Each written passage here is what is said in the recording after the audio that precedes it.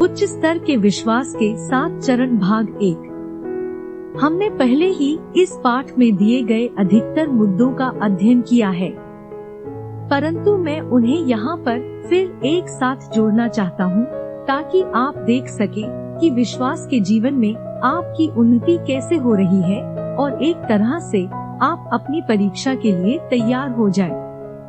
यदि आपने पहले ही विश्वास पर आधारित इन पाठों को पढ़ लिया है और वे आपके हृदय में बस गए हैं, तो शैतान आपके साथ होड़ लगाने का प्रयास करेगा। परंतु प्रभु चाहता है कि आप शैतान की चालबाजी का सामना करने के लिए तैयार रहें। आप किसी भी परिस्थिति के लिए तैयार रह सकते हैं। इसलिए मैं चाहता हूँ कि आप अपने जीवन को और अपने विश्वास जीवन को जांचें और उच्च स्तर के विश्वास को प्राप्त करने के लिए आगे बढ़ते जाएं।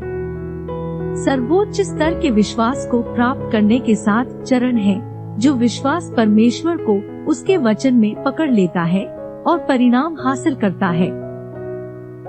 इस पाठ में हम पहले 3 चरणों की चर्चा करेंगे। पहला चरण परमेश्वर के वचन की खराई को जानें। सर्वोच्च प्रकार के विश्वास को हासिल करने के लिए आवश्यक पहला चरण है परमेश्वर के वचन की खराई को जानना। आपको जानना है कि परमेश्वर का वचन जो जाहिर करता वही है। परमेश्वर का वचन हमारे लिए परमेश्वर की ओर से प्रकाशन है। हमें यह भी जानना है कि बाइबल अभी आज हमसे बोलने वाला परमेश्वर है। बाइबल न केवल भूतकाल और भविष्यकाल की पुस्तक है, बल्कि वह अभी की पुस्तक है। यह पुस्तक बाइबल ईश्वर प्रेरित है। उसमें परमेश्वर वास करता है और उसमें ईश्वर प्रेरित संदेश है। मफत के अनुवाद में लिखा है, क्योंकि परमेश्वर का लोगोस वचन जीवित है। परमेश्वर का वचन आपके लिए तब जीवित होगा और आपके जीवन में तब कार्य करेगा जब आप उसे स्वीकार करेंगे और उसके अनुसार कार्य करेंगे। इसलिए सर्वोच्च प्रकार के विश्वास को हासिल करने का पहला चरण है परमेश्वर के वचन की पूर्ण खराई को जान लेना। परमेश्वर के वचन को आपके जीवन में सर्वाधिक उच्च स्थान होना चाहिए। कभी कभी लोग सोचते हैं कि जब तक उन्हें अन्य भाषा में या भविष्यवाणी के द्वारा संदेश प्राप्त नहीं होता, तब तक परमेश्वर ने उनसे बातचीत नहीं की है, परंतु परमेश्वर बाइबल के माध्यम से हमसे बातें करता है। और अन्य भाषा तथा उसका अनुवाद या भविष्यवाणी आदि बातों को परमेश्वर के लिखित पवित्र वचन से अधिक बड़ा स्थान नहीं दिया जाना चाहिए। परमेश्वर के वचन का स्थान पहले है। परमेश्वर के वचन का स्थान पहले आता है। अन्य भाषाओं का वरदान, उनका अर्थ बताना और भविष्यवाणी प्रेरणात्मक उच्चारण के वरदान हैं, जो हमें इसलिए दिए गए हैं ताकि हमें परमेश्वर के लिखित वचन के अनुसार प्रेरणा दे सके। और यदि वह हमें ऐसी बोली देता है जो परमेश्वर के वचन के अनुसार नहीं है, तो वह पवित्र आत्मा का प्रकाशन नहीं है। नहीं, व्यक्ति यहाँ पर अपने ही विचारों के अनुसार या गलत आत्मा से प्रेरित होकर बोल रहा है। हमें इन बातों को परमेश्वर के वचन के प्रकाश में जांचना है, जैसा कि हमें करने के लिए कहा गया है। परमेश्वर का वचन सर्वश्रेष्ठ महत्व रखता है, क्योंकि उसके माध्यम से परमेश्वर हमसे बातें करता है।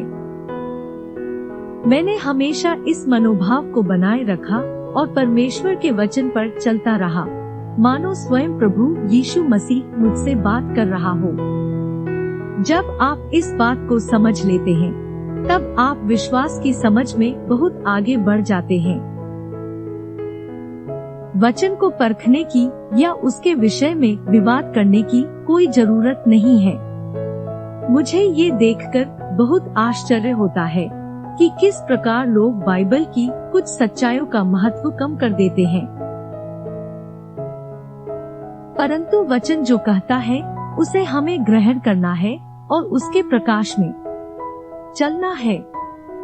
कुछ लोग यह भी चाहते हैं कि वचन उनके लिए कुछ निश्चित बात कहे, इसलिए वे वचन में कुछ बातों को जोड़ देते हैं।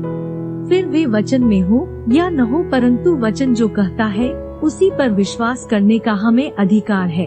हम जो सोचते हैं उसे कहने का नहीं। जब आप वास्तव में स्वयं परमेश्वर के वचन को ग्रहण करने लगेंगे और उसे जैसा का तैसा ग्रहण करेंगे, तब आप सोचने लगेंगे कि आपने कुछ बातों पर क्यों गलत विश्वास किया। यह अत्यंत आश्चर्य की बात है कि कुछ बातें जिन पर लोग विश्वास करते हैं परमेश्वर के वचन में है ही नहीं। ऐसा लगता है कि परमेश्वर का वचन वास्तव में क्या कहता है, यह स्वयं देखने के बजाय हम दूसरे लोग क्या कहते हैं इसे ग्रहण कर लेते हैं।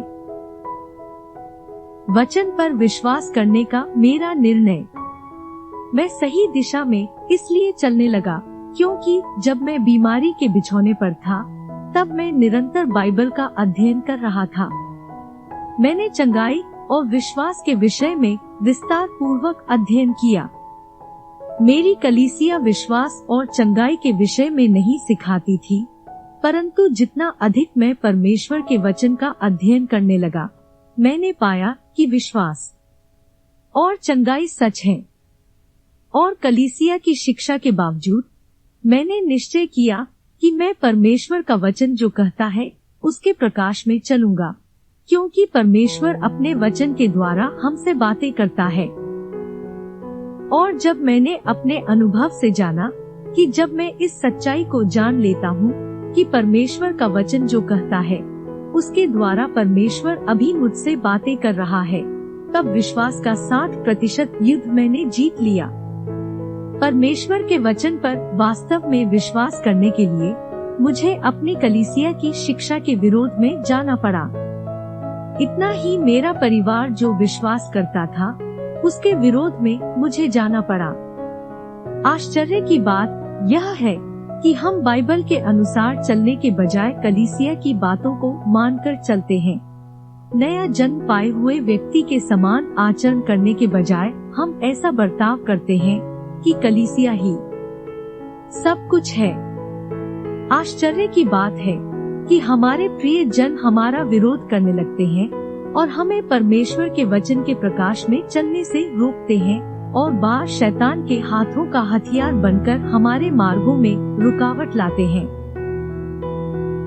जब मैं परमेश्वर के वचन का अध्ययन कर रहा था और अपनी चंगाई पाने का प्रयास कर रहा था, मैंने जान लिया कि मेरे परिवार के लोग मुझे प्रोत्साहन देने के बजाय मुझे हताश करने लगे। इसलिए मैंने उनके साथ विश्वास और चंगाई के विषय में बोलना बंद कर दिया। मैंने केवल अपने विचारों को अपने तक सीमित रखा और स्वयं ही परमेश्वर के वचन की आज्ञा मानने का निर्णय लिया। ऊंचे शब्दों में कहें, परमेश्वर अपने वचन के द्वारा मुझसे बातें करता है। दूसरा चरण मसीह में हमारे छुटकारे की वास्तविकता को जाने। उच्च दर्जे का विश्वास हासिल करने के लिए आवश्यक दूसरा चरण है मसीह में हमारे छुटकारे की वास्तविकता को जान लेना। हमें छुटकारे को मात्र एक सिद्धांत के रूप में नहीं समझना है और न ही किसी तत्व ज्ञान के रूप में या किसी विश्वास कथन के रूप में, परंतु हमें जानना है कि मसीह में हमने वास्तव में शैतान के अधिकार से छुटकारा पाया है। कुलू 1:13। क्योंकि नए जन्म के द्वारा हमें परमेश्वर के पुत्र के राज्य में, परमेश्वर के राज्य में लाया गया है। दूसरे शब्दों में, हमें परमेश्वर के परिवार में रखा गया है, शैतान के राज्य से छुड़ाया गया। कुलू 1:12 से 14:12। और पिता का धन्यवाद करते रहो जिसने हमें इस योग्य बनाया कि ज्योति में पवित्र लोगों के साथ मीरास में संभागी हूँ। 13। उसी ने हमें अंधकार के वश से छुड़ाकर अपने प्रिय पुत्र के राज्य में प्रवेश कराया। 14। जिसमें हमें छुटकारा अर्थात पापों की क्षमा प्राप्त होती है। कुलुस्सियों 1:12 का दूसरा अनुवाद कहता है, जिसने हमें इस योग्य बनाया कि हम ज्योति के संतों की मीरास के भागीदार बने।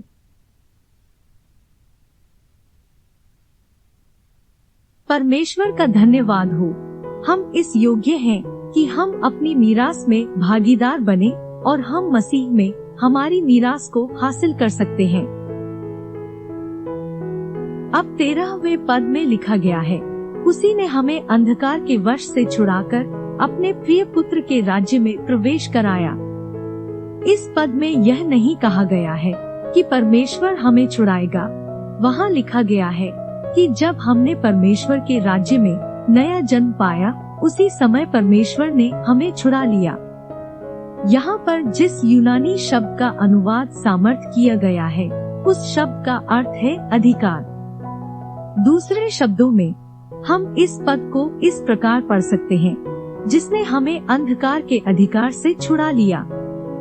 अब अंधकार इस शब्द का अर्थ वह सब कुछ जो शैतान है, शैतान का राज्य।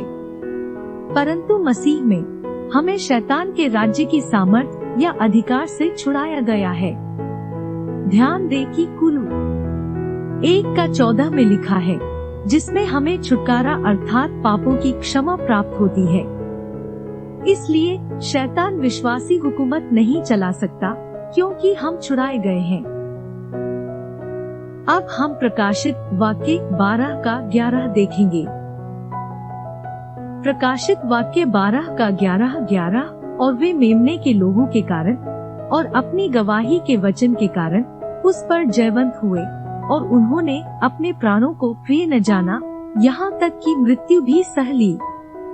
प्रभु यीशु मसीह का लोहू हमारी विजय का आधार है, परंतु उसके साथ आपको अपनी गवाही जोड़ना है, या हम कह सकते हैं उसमें आपको अपना अंगीकार जोड़ना। आपको मसीह के वचन में अपने विश्वास के अंगीकार के साथ शैतान के विरोध में खड़े रहना है, क्योंकि शैतान इस संसार का देवता है और वह आप पर अधिकार जताने की कोशिश करेगा। हाँ, शैतान इस जीवन में आप पर अपना अधिकार जताने की कोशिश करेगा, परंतु आपको यह जानना है कि आप यीशु के लोहू के द्वारा अंधकार की सामर्थ्य से और शैतान से अधिकार से छुड़ाए गए हैं। आपको यह जानना है कि नए जन्म की वजह से आप परमेश्वर के प्रिय पुत्र प्रभु यीशु मसीह के राज्य में लाए गए हैं। कुलू 1:13। मसीह में उसके लोहू के द्वारा आपको छुटकारा मिला है और आप हर लड़ाई में शैतान पर विजय पा सकते हैं, फिर परीक्षा कुछ भी क्यों न हो। मेमने के लोहू के कारण और आपकी गवाही के वचन के कारण या विश्वास के अंगीकार की वजह से आप जयवंत से भी बढ़कर हैं। परमेश्वर का धन्यवाद हो, लोगों में सामर्थ्य है। इसलिए मसीह में नई सृष्टि के रूप में हम पर से शैतान की प्रभुता का अंत हो गया है। यीशु नई सृष्टि का प्रभु और मुखिया है, और सामूहिक रूप से कलीसिया मसीह की देह है और मसीह इस देह का सिर है। विश्वासियों की सारी मंडली नया जन्म पाई हुई मसीह में नया मनुष्य है, और हम में से हर एक व्यक्तिगत तौर पर नई सृष्टि है, क्योंकि हम सभी उस देह के अंग हैं। मसीह की देह पर राज्य करने का शैतान को कोई अधिकार नहीं, उसे हम पर व्यक्तिगत तौर पर राज्य करने का कोई अधिकार नहीं है। मसीह मंडली का सिर है, उसे अपनी देह पर राज्य और प्रभुता करना है, सामूहिक तौर पर और व्यक्तिगत रीति से भी। बीमारी से छुड़ाए गए।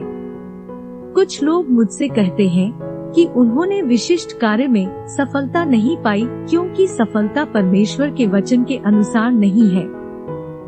लोगों ने मुझसे यह भी कहा है, भाई हेगे, हमारी आत्माएं प्रभु की है, ठीक, परंतु हमारे शरीरों का अब तक छुटकारा नहीं हुआ है। इसलिए हमें इस जीवन में भौतिक संसार में बीमारी और रोग को सहना होगा। ऐसा समय आएगा जब हमें बीमारी और रोग के द्वारा दुख नहीं उठना पड़ेगा, परंतु वह समय अब तक नहीं आया है। परंतु हम बाइबल में ऐसा नहीं पढ़ते। 1 कुरी 6:19-20। क्या तुम नहीं जानते कि तुम्हारी देह पवित्र आत्मा का मंदिर है, जो तुम में बसा हुआ है और तुम्हें परमेश्वर की ओर से मिला है, और तुम अपने नहीं हो। 20 क्योंकि दाम देकर मोल लिए गए हो, इसलिए अपनी देह के द्वारा परमेश्वर की महिमा करो।